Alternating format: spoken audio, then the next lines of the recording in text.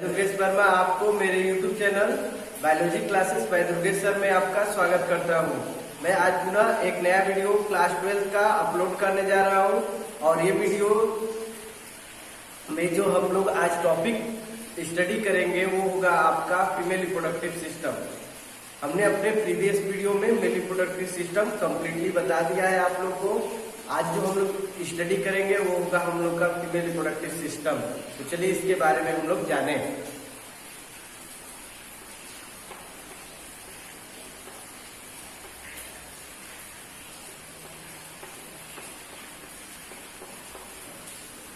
Female reproductive system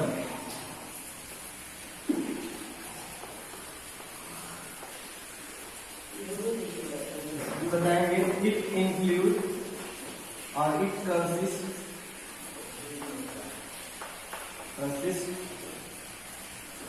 following parts.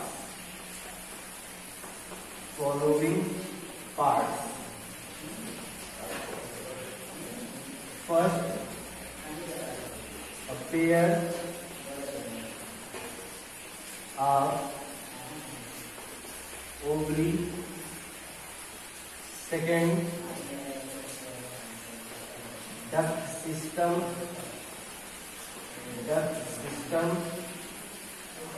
Third, accessory gland.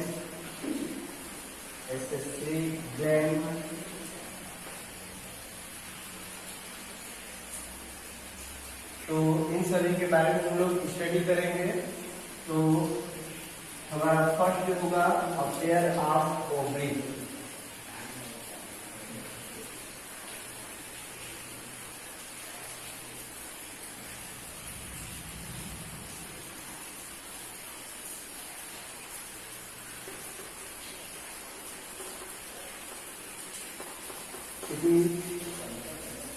Male female reproductive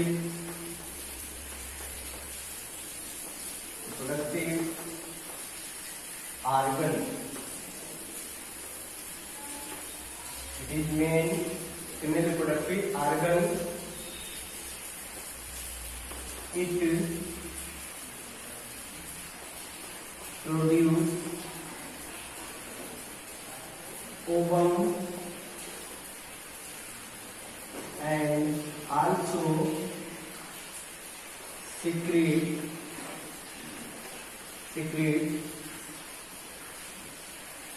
hormone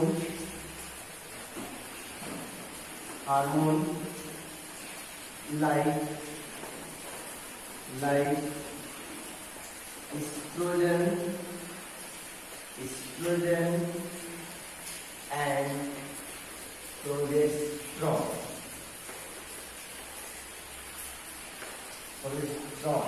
तो आप firstly जो बताओगे, it is the main female reproductive organ. It produce ovum and also secrete hormone like estrogen and progesterone. ये सभी बातें आप बताओगे in female reproductive system.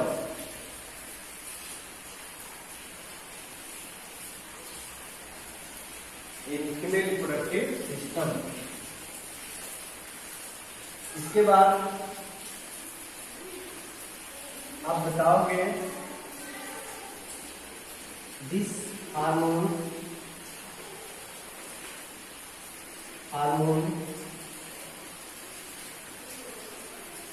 work in development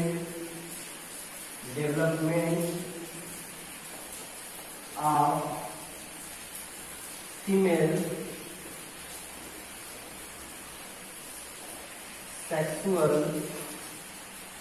secondary sexual or sexual character. यहाँ पर आप सेकेंडरी ऐड कर लेना.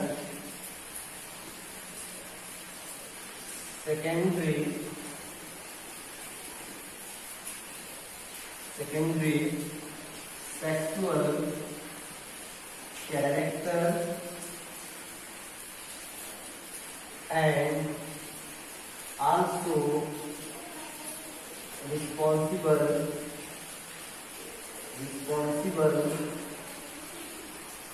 for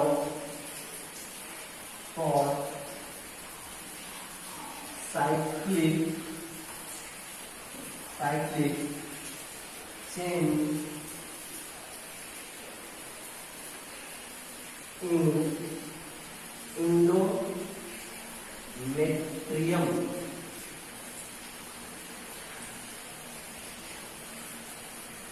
during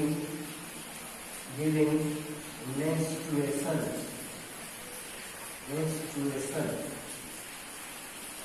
तो आप बताओगे ओवरी के बारे में, अगर आपसे कोई पूछता है तो फर्स्टली क्या बताओगे? यही बताना यह फीमेल का मेन रिप्रोडक्टिव ऑर्गन होता है और यह ओवम प्रोड्यूस करता है। इसके साथ ये हार्मोन भी सिक्रीट करता है और हार्मोन में 2 हार्मोन एस्ट्रोजन एंड प्रोजेस्टेरोन, ये दोनों जो हार्मोन्स होते हैं, यह हार्मोन्स जो होते हैं ये वर्क करते हैं डेवलपमेंट में फीमेल के सेकेंडरी सेक्सुअल कैरेक्टर के लिए, और इसके साथ साथ ये रिस्पॉन्सिबल होते हैं साइक्लिक चेंज करने में एंडोमेट्रियम में, और किस टाइम? During menstruation. तो ये सभी बातें आप बताओगे अबाउट ओवरी। इसके बाद चलिए हम लोग ओवरी का लोकेशन जानेंगे। Where is ovary located and what is the shape of ovary.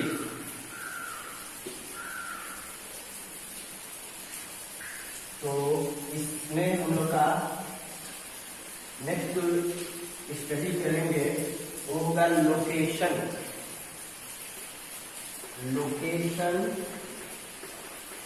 Of ovary. अच्छी हम लोग जानेंगे लोकेशन ऑफ ओवरी। तो बताएंगे ovary found near the kidney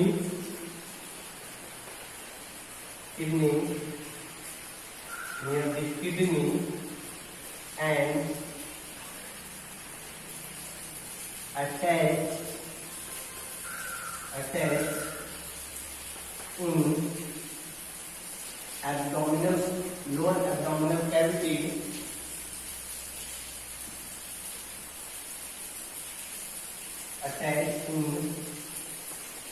lower abdominal cavity,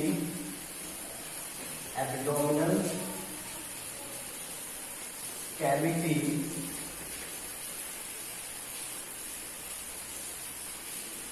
in lower abdominal cavity। तो आपसे अगर कोई पूछता है तो आप बताओगे where is ovary found in female body.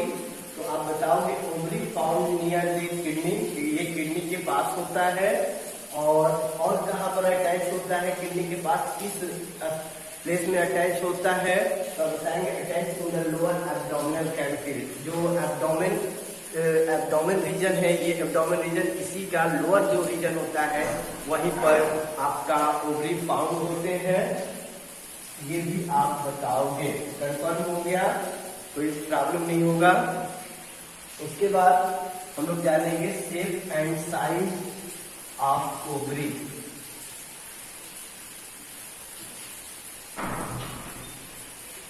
Next जो होगा वो होगा shape and size of ovary.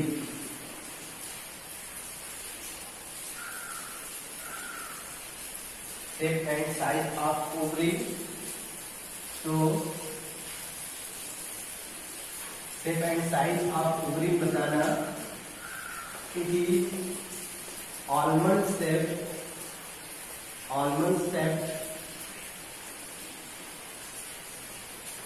in almond shape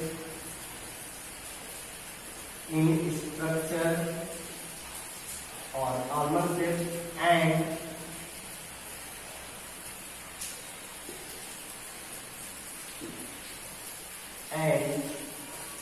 about 3 centimeter in diameter। Ovary जो होता है ये आपका ऑलमंड शेप स्ट्रक्चर में होता है। इसका शेप जो होता है ऑलमंड शेप होता है और साथ में ये 3 सेंटीमीटर इसका डायमीटर होता है। इसके साथ साथ इट वेट इज अबाउट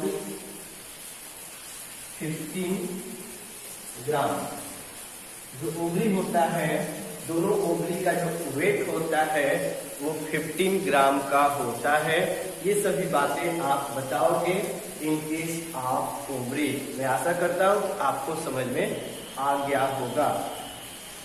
इसके बाद आगे हम लोग जो बताएंगे, ये तो ओवरी की मॉर्फोलॉजी हो गई। इसके बाद एनाटॉमी भी हम लोग जानेंगे ओवरी का। That means internal structure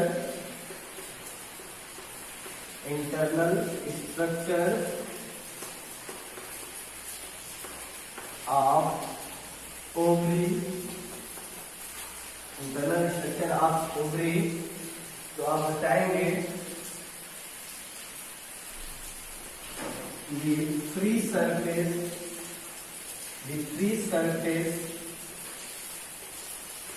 of ovary, the free surface of ovary covered by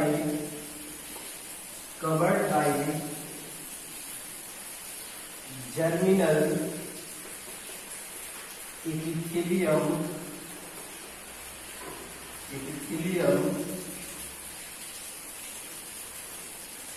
और epithelial layer,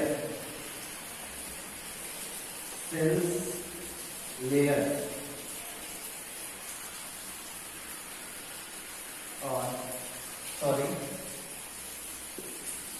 germinal epithelial layer। इसके साथ आप बताओगे the shape of cells is cubical। और जो शेप होता है सेल का इस जर्मिनल एपिथेलियम की वो होता है आपका क्यूबिकल। तो ये सभी बातें आप बताओगे। तो जो फ्री सरफेस होता है ओवरी का वो कवर्ड होता है जर्मिनल एपिथेलियम लेयर से। और यह जो जर्मिनल एपिथेलियम जो लेयर होता है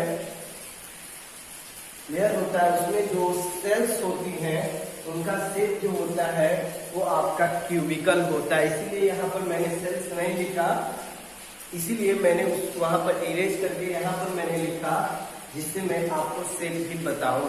कंफर्म हो गया। इसके बाद जो substance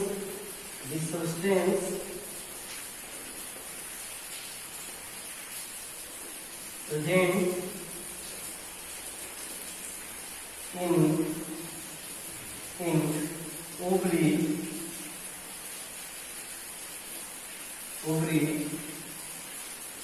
are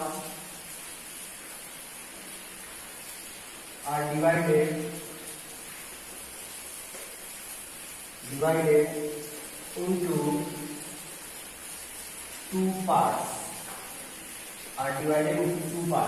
जो सब्सटेंस होते हैं ओवरी में वो 2 पार्ट्स में डिवाइडेड होते हैं।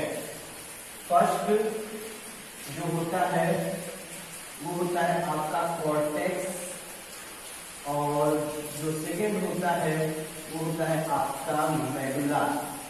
याद रखिएगा, जो सब्सटेंस, जो भी पदार्थ, जो भी सब्सटेंस होते हैं, आप लोग इन हिंदी में पढ़े होंगे तो ऐसे बोला जाता है, बट इन इंग्लिश सब्सटेंसेस जो होते हैं, सब्सटेंसेस और substance present in ovary are divided into 2 parts, cortex and medulla.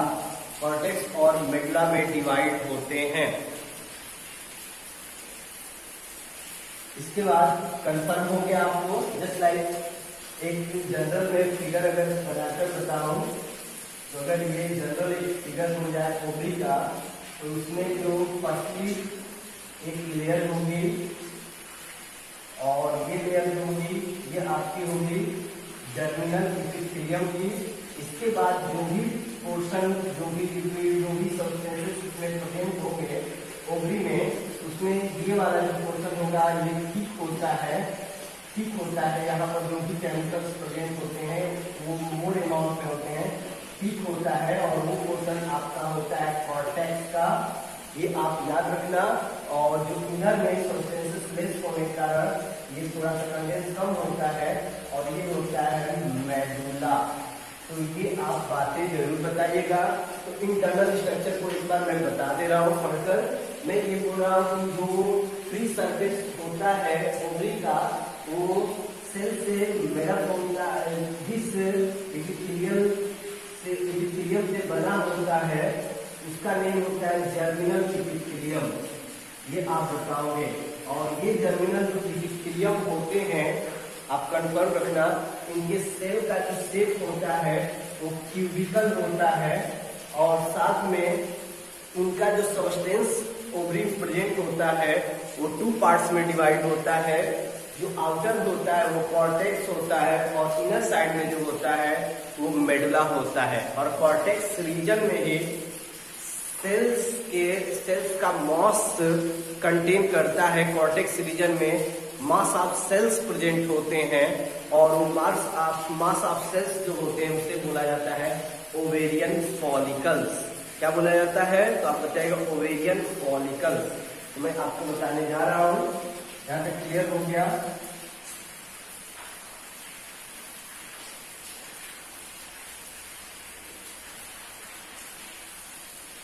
आगे बताएंगे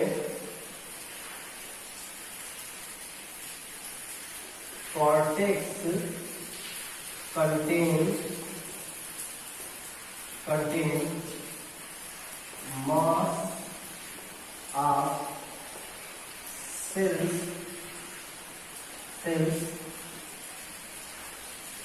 cells called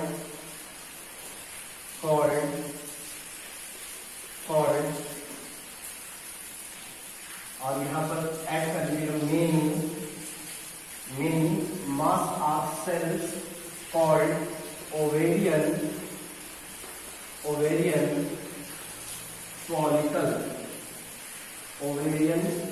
फॉलिकल। और इसी ओवेरियन फॉलिकल में सेंट्रल में जो सेल होता है वो आपका होता है ओवम। याद रखिएगा। तो कंफर्म रहेगा आपको मैं क्या बताया हूँ। देखिए मैंने ये बताया है कि जो कॉर्टेक्स रीजन होता है उस कॉर्टेक्स रीजन जो होता है कंटेन किया रहता है मेनी मॉस ऑफ सेल्स को, मतलब सेल्स का बहुत बड़ा मॉस को कंटेन किया रहता है। मेनी नंबर ऑफ सेल्स को कंटेन किया रहता है और उसको हम बोलते हैं ओवेरियन फॉलिकल। और ये ओवेरियन फॉलिकल जो होते हैं इन्हीं के सेंटर में जो सेल्स होता है, मास ऑफ सेल्स में जो सेंटर में सेल्स होता है वो आपका होता है ओवम, या वही ओवम का फॉर्मेशन करता है। इसके साथ इसके सराउंडेड में सेल्स का लेयर होता है जो मैं आगे आपको बताऊंगा ड्यूरिंग मेंस्ट्रुअल साइकिल। तो मेंस्ट्रुअल साइकिल के ड्यूरेशन में मैं बताऊंगा। अभी तक इतना ही आप जानिए। अगर कोई पूछेगा मास ऑफ सेल्स जो होते हैं वो फॉर्म कहाँ से होते हैं, तो यही जर्मिनल एपिथेलियम में जो सेल्स होती है वो आपकी होती है प्रिमोर्डियल जर्म सेल। और ये प्रिमोर्डियल जर्म सेल जो होती हैं यही फॉलिकल्स का फॉर्मेशन करती रहती हैं by the action of hormone के एक्शन से। और वो हार्मोन जो होंगे वो आपके FSH एंड LH का नेम आपने सुना होगा। यही हार्मोन जो पिट्यूटरी सीक्रेट होंगे तभी ये सेल्स जो होंगे प्रिमोर्डियल जर्म सेल जो आपके एपिथेलियल लेयर के पास होंगे, एपिथेलियल लेयर से बने हो जो होंगे वही आपका फॉर्म करेंगे ओवम को। तो ये बातें आप याद रखेगा, वही मास ऑफ सेल्स को फॉर्म करते हैं। तो ये बातें हैं, कंफर्म हो गया इंटरनल स्ट्रक्चर ऑफ ओवरी। अब इसके बाद आगे मैं लिख दे रहा हूं, in ovarian follicles, in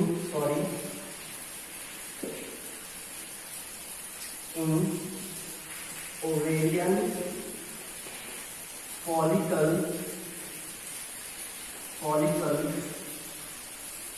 follicle central cell और central cell form ovum. Central cell जो होती है वो फॉर्म करती है ओवम का। तो इतनी बातें आप बताएंगे इन केस आप इंटरनल स्ट्रक्चर ऑफ ओवरी। अब इसके बाद हम लोग जो सेकंड डिस्कस करेंगे वो होगा आपका फैलोपियन ट्यूब, जिसे हम बोलते हैं ओविडक्ट।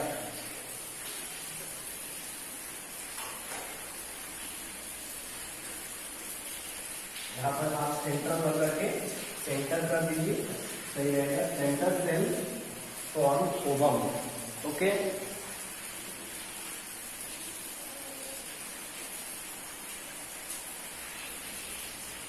अब इसके बाद जो नेक्स्ट टॉपिक है वो है आपका फैलोपियन ट्यूब।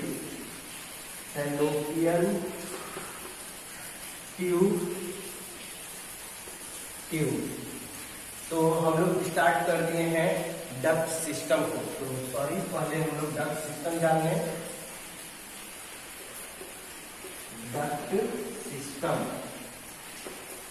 तो बताएंगे it is a collection of tubes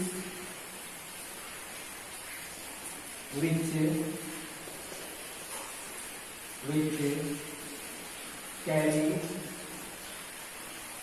ovum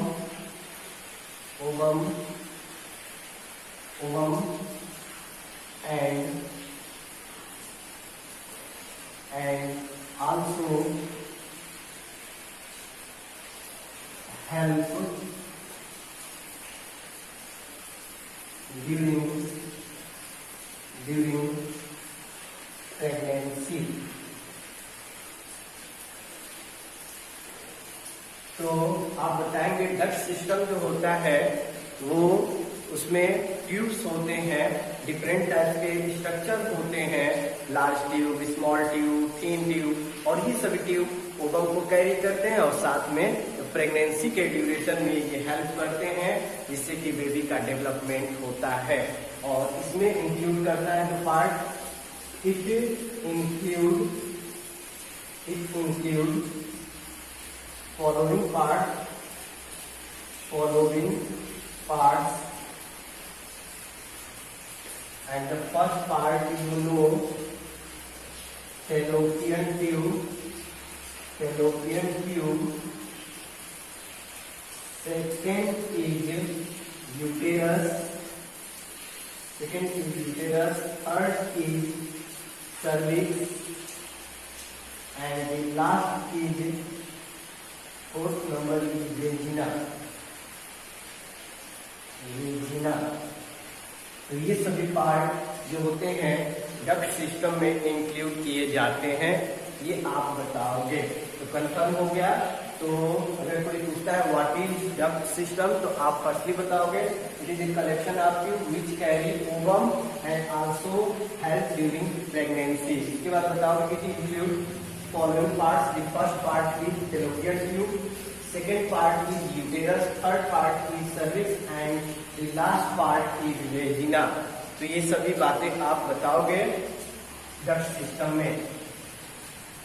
ये सभी पार्ट्स इंक्लूड किए जाते हैं डक्ट सिस्टम में। अब इसके बाद फर्स्ट जो पार्ट है वो आपका है डक्ट सिस्टम का, अभी मैंने लिखा था फैलोपियन ट्यूब। फर्स्ट पार्ट जो होगा वो होगा फैलोपियन ट्यूब। तो इसके बारे में हम लोग जानेंगे।